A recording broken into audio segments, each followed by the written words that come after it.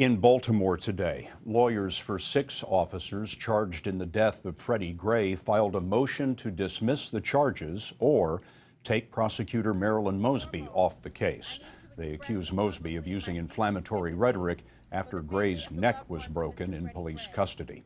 Separately today, U.S. Attorney General Loretta Lynch began an investigation of the practices of the Baltimore PD. And Chip Reid has been looking into what it means to live in Freddie Gray's neighborhood. In Sandtown, the violent, poverty-stricken Baltimore neighborhood where Freddie Gray lived, members of the charitable group Center for Urban Families walked the streets this week trying to help people find work. The job training program up on Monroe. Despite monumental challenges, Joe Jones, the center's founder and CEO, is determined to turn this neighborhood around. 50% of African-American males between 20 and 30 are unemployed.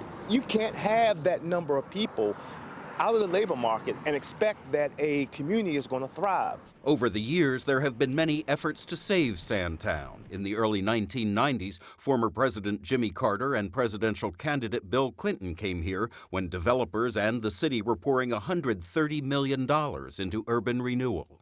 The project largely failed because jobs did not materialize. About 50% of Sandtown households earn less than $25,000 a year. Only 6% of adults have college degrees. Only about half of 8th graders can read proficiently.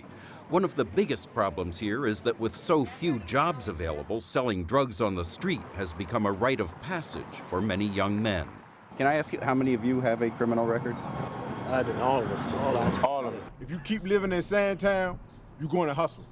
Hustle meaning sell drugs. Yeah. Absolutely. It's not that you're looking at what they're doing as illegal. It's what you see as, okay, this person is making money. They're feeding their family. But every member of this group is employed. They've overcome their pasts. Now their mission is to convince others that they too can pull themselves up, even in Sandtown. Chip Reid, CBS News, Baltimore.